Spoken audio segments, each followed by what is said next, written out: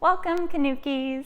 Welcome to today's short class on how to come into a very foundational and sometimes overlooked and underestimated posture.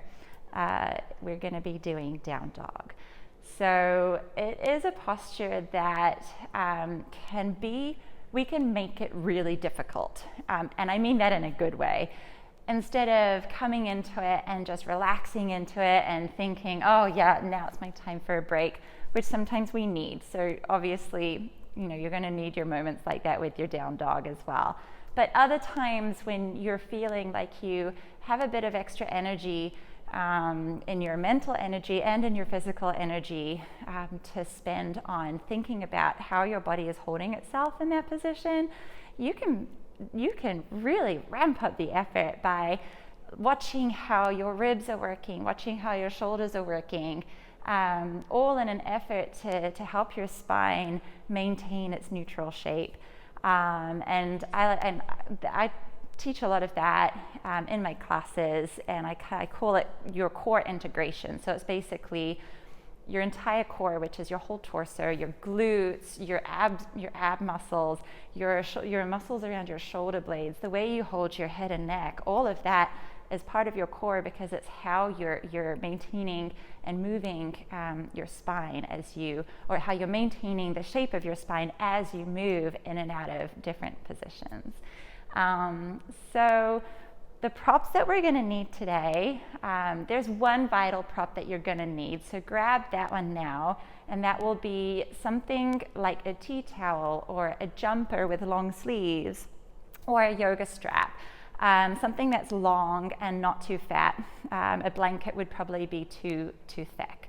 So take a moment now to grab that, and then optional props would be a blanket and a block. If you have them, bring them. All right, everybody, I'll see you on the mat. You'll see what I mean. So bring whatever you're using under your ribs. Estimate on the mat where that's going to be, maybe a third of the way down. Bring a block with you and your blanket if you have it. And lay down on your back with your knees bent and your feet on the floor, and just shuffle around until you can feel your prop, whatever you're using, feel that it's sitting right at the base of the ribs, right where they are about to finish, and you're just resting the lower portion of the ribs on top of this prop. So it's just there so that we can feel the connection between the back of the ribs and the floor, or now this prop, and that's going to help us with what we're doing next. And then check that your feet are not too close in towards your buttocks. If they're here, that's going to bring a bit of an arch into your low back, and it's going to take your low back away from its sort of neutral and smaller arch that is always there. So just walk them away until you feel your low back relax and settle down a little bit. But you want to maintain a small portion of that natural arch that's there away from the floor. And then the last thing we're going to check before we start is the positioning of the head and neck. So if in this position, lying down, you feel that your chin is kind of pointing up to the ceiling and your eyes are looking back like this, you'd probably be a little bit more comfortable if you brought in a blanket underneath your skull so that you can lengthen the back of the neck, have the chin a little more neutral in towards the throat, and your gaze can be straight up towards the ceiling. So that's just an option for you there. Okay, and then your block, if you have it, keep it handy. You can use it now. If you don't have it, don't worry about it. You can use it now or later when we lift our feet off the floor. And either way, you're going to bring the block in between your thighs. And just a little note here, I have my block on this kind of medium setting. I find that works best for me. You might prefer your block even wider, on this widest setting, or on the thinnest setting. And how you'll know what works best for you is that your knees will be able to stay a hip distance or wider apart when your thighs squeeze into the block. So if your knees are knocking in together and they're more narrow than your hips, widen the block, or vice versa. Okay. All right, so we're just gonna start with a little bit of awareness around how we hold our ribs for this and how we move our shoulders when we bring our arms overhead. So first of all, just take a couple of moments to familiarize yourself with the feeling of drawing. First of all, let's pop the front ribs. You can put your hands on them. Pop your front ribs up into your hands, up toward the ceiling, and your back will arch up away from the floor, and perhaps you might lose contact completely with that prop that you have under your ribs. So this is the opposite of what we want to be doing. So instead, using your hands as a guide, you can guide the ribs back down to the floor, come back to neutral, and then go even further in that direction. And you can use your fingertips just under the ribs where the fleshy part of your belly just starts, and guide it down even further. So you're pressing or squeezing that prop between the back of your ribs and the floor. And you'll feel under your fingertips, you might feel a little bit of a firming or a hardening, and that's your abdominals firming up to keep those ribs in place. That's the sensation that we're looking for today. So let's just try that again. Release that and just let your ribs flare up, bring them back to neutral, and then go beyond neutral, bringing those ribs down to squeeze into that prop. And your low back can maintain its neutral arch, a little bit of an arch up away from the floor. It doesn't have to flatten down into the floor. We want to just maintain those curves. Okay, so keep those ribs pulling down into the prop, and then reach your hands up toward the ceiling, making fists with your hands. We're going to just start to work into our shoulder blades, loosening them up. Actually, bring your palms together for this first one and interlock your fingers so you're making one great big fist. We'll come back to the double fists in a second. So with your great big fist, you're going to punch that fist up toward the ceiling, not letting your spine change shape. You're keeping your ribs down, and you're just letting your shoulder blades slide up away from the floor and away from the spine. And that might kind of make your neck feel a bit funny, but try to keep it long if you can here. And you can always bring that blanket in under your head if you need it. And then let the shoulder blades come back down to neutral, resting on the floor, and kind of press them into the floor to feel where that neutral point is. And inhale here, and then exhale, punch your fists up toward the ceiling. Good. And then inhale back down to neutral. Do that a couple more times in your own time.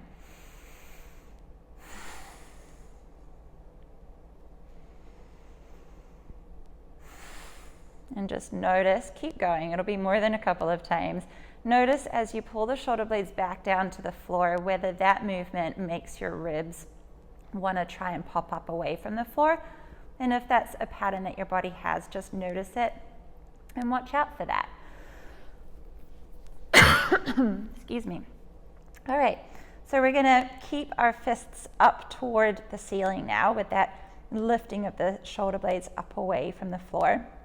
And now separate your fists back to their two different separate fists now. So you're just clenching each fist tightly, and you're still punching them up toward the ceiling. Keep that lift of the scapula away from the spine, and start to slowly bring your upper arms up toward your ears. So your whole arm is moving, but only go slowly because it's going to be really difficult to keep your ribs in place. So bring all your focus into your ribs, keeping those front ribs locked down, keeping the back ribs squeezing down into that prop as much as you can. And when you get to a point with your arms that the ribs try to lift up away, or you're no longer able to maintain that strong contact down into your jumper or your whatever you're using, stop there and don't go any further with the arms.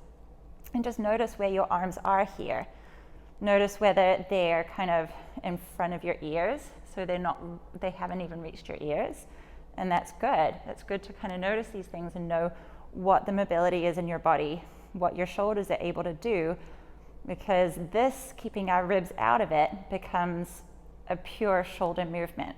If we're unable to go beyond this point without thrusting the ribs up, the only thing that's happening is the ribs go up, the shoulders actually don't move anymore. It's just the lift of the ribs that gets the arms further back towards the ears. So we want to try and avoid that, because that will take us away from like a smooth and effective movement in the rest of the body once we start using compensation patterns like that. And we want to keep our body strong and integrated with the core.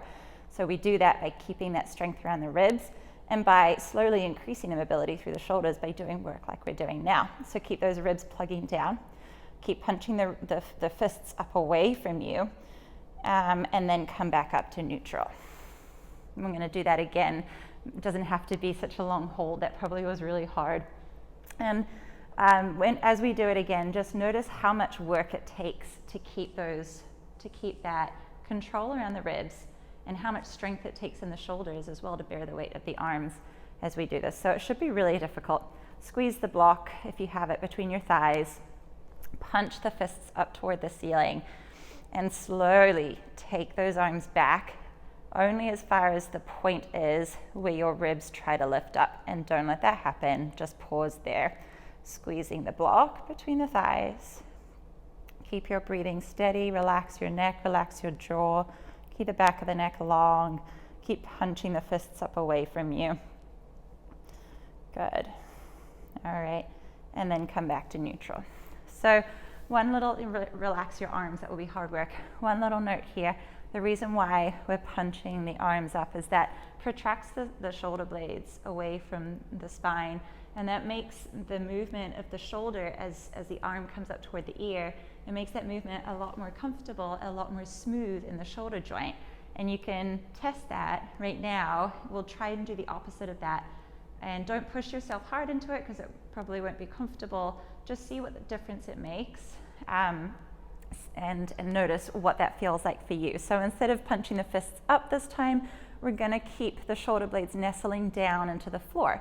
This is just a test. This isn't how we'd like to do it usually. It's just for you to see the effectiveness of the shoulder blade positioning. So keeping the shoulder blades snuggled onto the floor, keeping the ribs snuggling down into the floor.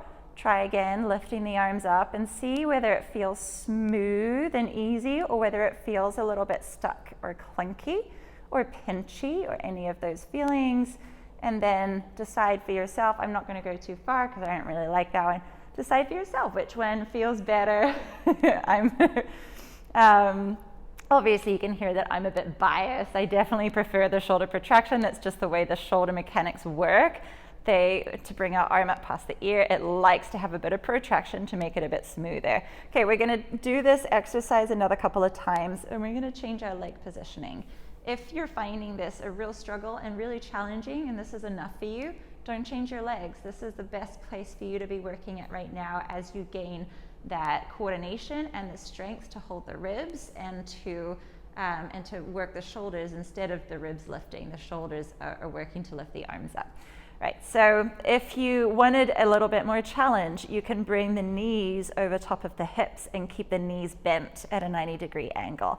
And the block is there, squeezing the thighs to help keep things a little more stable. And think about plugging your thigh bones, the tops of your thigh bones, down into the floor as well, to be a bit of an anchor point there.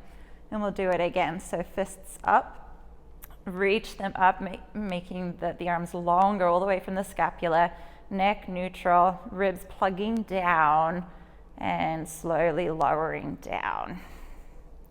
And keeping that strong control in the front of the ribs. And just notice with this different leg positioning, what does this feel like? Is it the same? Is it a little bit harder? Do your arms not go as far down, perhaps? Just explore what effect this position has on your shoulder position, the position of the legs has on your shoulder position. All right, come back to neutral. You can try that again with your legs in this position still. You can also try with a little bit straighter legs. You can go all the way to straight if you want, or if you can, you don't have to. Just use this time to explore what different leg positions do to the ease or the not so ease of this movement. And see what it all means for you and your body. Those ribs staying plugging down, those fists reaching up away. All right, let's call it a day with that. Cool, that was hard work. We're gonna come now over onto hands and knees.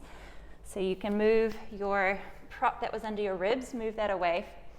And I think we're probably done with all the props there. A really nice way to try your down dog is to bring a block between the thighs. It can help keep your core integrated. So you can do that if you like. You don't have to. It's just a matter of playing around and exploring different things and seeing what it feels like for you to have those, to be using those props. And I love the block between the thighs. And I might even use it today. But for now, before we go into down dog, we're just going to do on our hands and knees the same movement with the scapula that we did on lying on our backs. So come into your tabletop and make sure that your knees are under or even forward of your hips, so your hands and knees are closer together than you might think. I'll show you from the side view here. All right, and then your hands, this is another thing that is so important to just play around with and find what works best for you. Your hands might be right under the shoulders, quite close together, and that might feel best for your shoulders.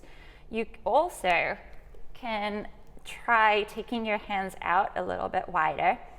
You can try turning the fingers out at an angle, and depending on how your shoulder is kind of built with the bones coming into to meet each other in the different joints there, depending on how your body is designed will dictate which hand positioning works best for you. So everybody's going to be different.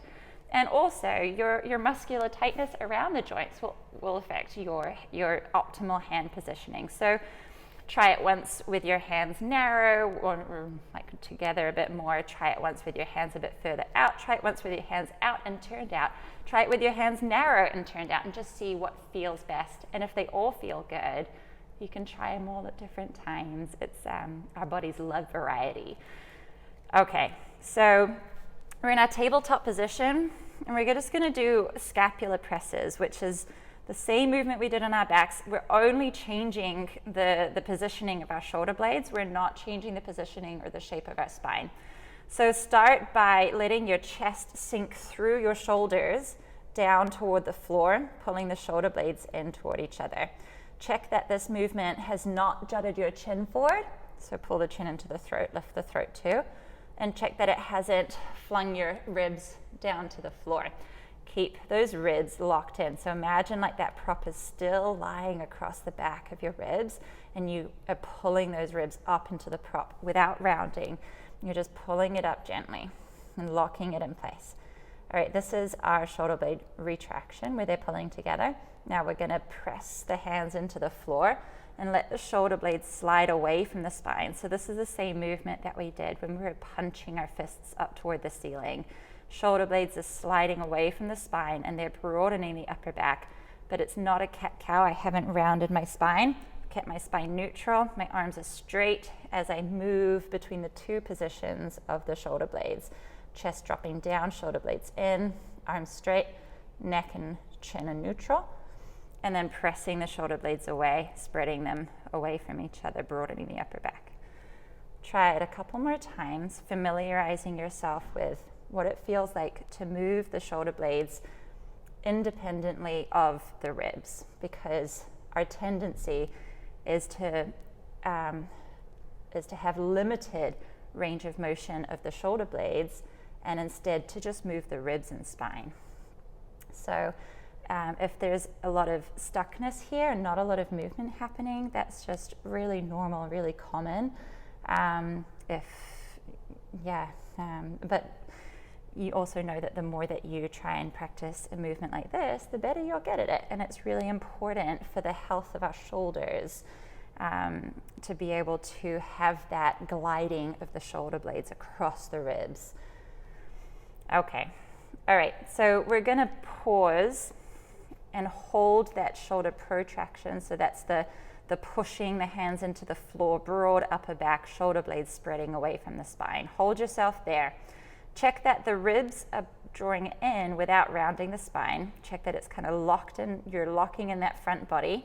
Tuck the toes under, lift and hover the knees in this position and just stay there.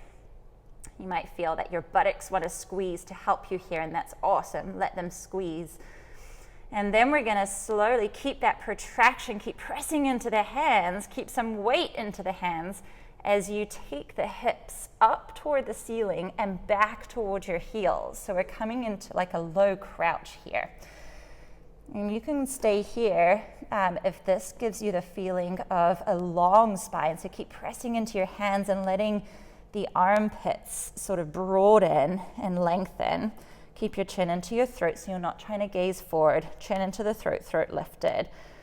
And then if you wanted to, you can start to take the hips up a little bit higher, more towards what you'd think of it as a traditional down dog shape.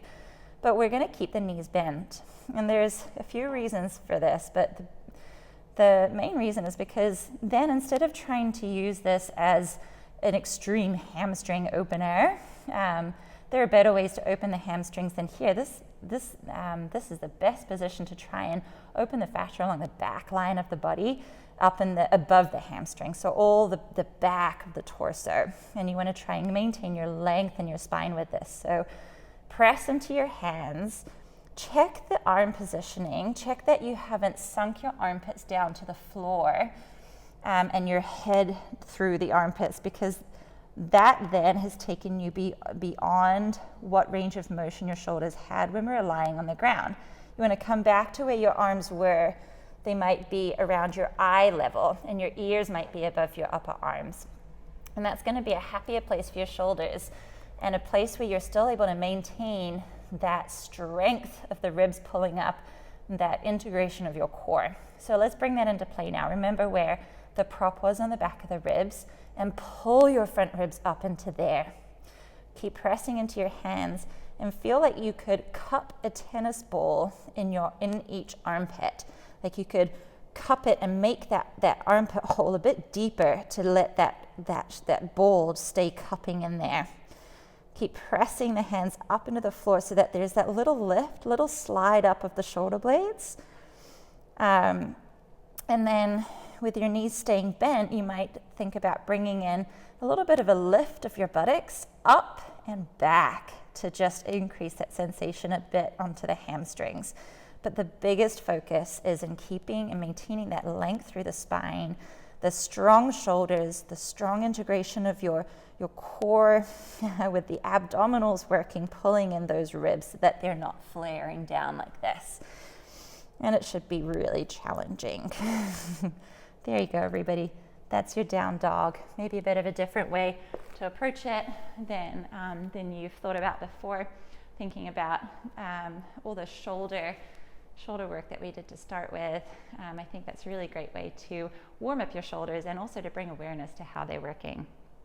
I'd love to hear any questions that you might have. So please feel free to leave comments below this video and I can answer them. And otherwise, enjoy the rest of your day. Beautiful yogis. Namaste.